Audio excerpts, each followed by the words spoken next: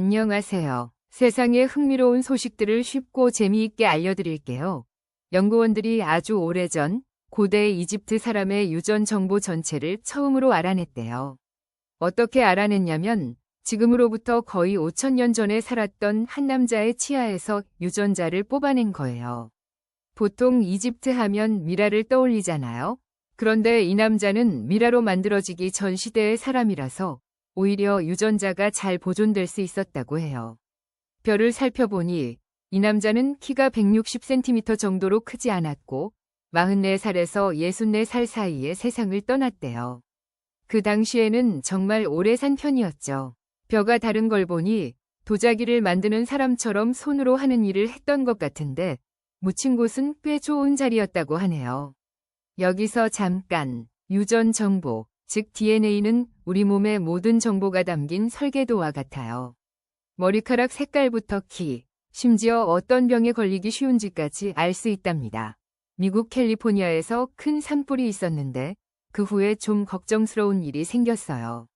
불이 났던 곳 주변의 즙과 공기에서 베릴륨이라는 먼지가 발견된 거예요. 베릴륨은 아주 가벼운 금속이라 우주선을 만들 때 쓰기도 하는데 이걸 들이마시면 사람 건강에 아주 해로울 수 있대요. 아주 적은 양이라도 위험할 수 있다고 해요. 전문가들은 불에 탄 지역 전체에 이런 위험한 먼지가 더 퍼져 있을까 봐 걱정하고 있어요. 그래서 당국은 주민들에게 집에 돌아갈 때 꼭 전문가의 도움을 받고 좋은 마스크를 쓰라고 당부하고 있답니다.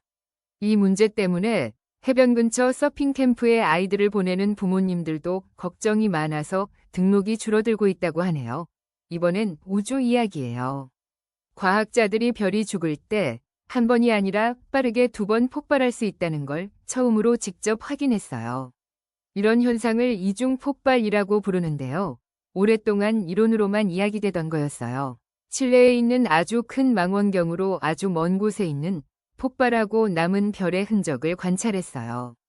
그랬더니 별 주위에 칼슘으로 된 껍질이 2겹으로 있는 걸 발견한 거예요. 이게 바로 별이 아주 짧은 시간 안에 2번 터졌다는 증거죠. 우주에서 별이 폭발하는 걸 초신성이라고 불러요. 이 초신성은 우주의 거리를 재는 아주 중요한 자 역할을 한답니다. 이번 발견으로 이 자를 더 정확하게 만들 수 있게 된 거예요. 또 다른 우주 소식인데요. 천문학자들이 태양계 밖에서 날아온 것으로 보이는 3번째 손님을 발견했을지도 모른대요. 이전에 오umu아무아와 보리소프라는 2개의 외계 손님이 확인되었는데 이번에 새로 발견된 물체가 3번째일 수 있다는 거죠. 이 물체는 엄청나게 빠른 속도로 움직이고 있어서 우리 태양계 출신이 아닌 것 같다고 해요. 한편 이와는 다른 이야기지만 소행성에서 미생물이 발견되었다는 소식도 있어서 외계 생명체에 대한 관심도 커지고 있답니다. 인도에서는 안타까운 소식이 있었어요. 카바디라는 운동을 하는 국가대표급 선수가 길 잃은 강아지에게 물린 뒤 광견병으로 세상을 떠났습니다. 이 선수는 다치기 한 달 전쯤 강아지를 구해주려다 물렸다고 해요. 하지만 작은 상처라고 생각해서 광견병 예방주사를 맞지 않았던 것이 문제였습니다. 이 사건으로 인해 길 잃은 동물에게 물렸을 때 얼마나 위험한지, 그리고 제때 치료받는 것이 얼마나 중요한지에 대한 경각심이 커지고 있어요. 콜롬비아에서는 아주 많은 비가 내려서 큰 피해가 발생했어요. 비가 너무 많이 와서 도시 한가운데에 커다란 구멍이 생기고 곳곳에서 홍수가 났습니다. 한 남성은 잠을 자다가 흙더미에 묻혀 목숨을 잃기도 했어요. 당국은 약 3,500명의 사람들이 피해를 입은 것으로 보고 있고 나라 전체적으로는 이번 비 때문에 거의 17만 가구가 어려움을 겪고 있다고 합니다. 콜롬비아는 최근 10년 동안 기후변화로 인한 재난이 크게 늘었는데 이번 폭우도 그중 하나로 보여요. 전 세계적으로 100살이 넘는 분들이 약 63만 명 정도 계시다고 해요. 이분들은 대부분 10개 나라에 모여 살고 있어요. 전체 인구 중에 나이 드신 분들의 비율이 가장 높은 나라는 이제 일본이 아니라 모나코라고 합니다. 하지만 100살 이상 인구가 가장 많은 나라는 여전히 일본이에요. 은퇴하고 나서 얼마나 더 오래 사는지를 보면 프랑스가 가장 길고 그 다음이 스페인, 이탈리아 순서라고 하네요.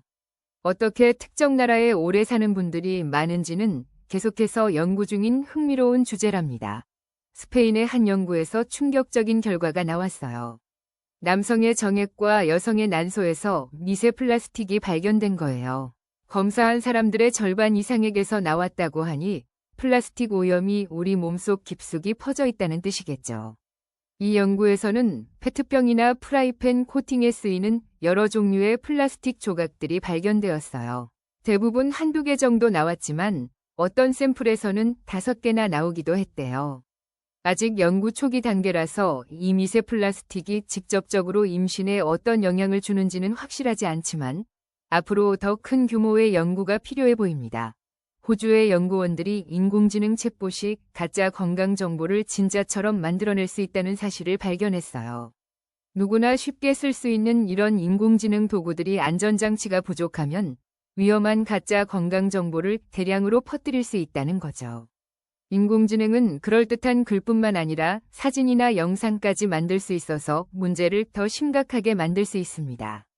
전문가들은 인공지능에게 질문을 조금만 다르게 해도 위험한 답변이 나올 수 있다며 사람들이 건강 정보를 얻을 때 인공지능을 안전하게 사용하도록 돕는 규칙이 꼭 필요하다고 말해요. 스웨덴과 핀란드 밤하늘에 아주 밝은 유성이 나타나서 많은 사람들이 목격했어요. 수도 스톡홀름 근처와 핀란드 남부 여러 지역에서 불덩이처럼 밝은 빛이 약 5초 동안 하늘을 가로질렀다고 합니다. 현지 신문에는 유성이 밤하늘을 환하게 밝히는 사진들이 실리기도 했어요. 다행히 이 유성으로 인해 다치거나 피해를 입은 사람은 없었고 땅으로 떨어진 조각이 있는지도 아직 확인되지 않았다고 합니다. 전 세계의 메탄가스 유출을 감시하기 위해 우주로 보냈던 메탄셋이라는 인공위성이 고장나서 다시는 사용하기 어려울 것 같다는 슬픈 소식이에요. 우리 돈으로 1,000억 원이 넘는 비용을 들여 만들었는데 발사된 지 얼마 안 되어 전력이 끊기고 통신이 두절되었다고 합니다. 메탄가스는 이산화탄소보다 지구를 훨씬 더 뜨겁게 만드는 강력한 온실가스예요. 이 위성은 석유나 가스 시설에서 나오는 메탄가스를 찾아내서 줄이려는 전 세계적인 노력을 돕기 위해 만들어졌는데 정말 안타까운 일이죠. 관계자들은 큰 차질이 생겼지만 비행기나 다른 방법으로 메탄가스 감시를 계속해 나갈 것이라고 말했어요. 마지막으로 미국 항공우주국 나사에 대한 소식이에요. 미국 정부가 나사의 예산을 크게 줄이려고 하고 있어서 여러 과학 탐사 계획이 중단될 위기에 처했어요. 특히 유럽이 준비 중인 화성 탐사선 엑소마스 계획에 큰 영향을 줄 수 있습니다.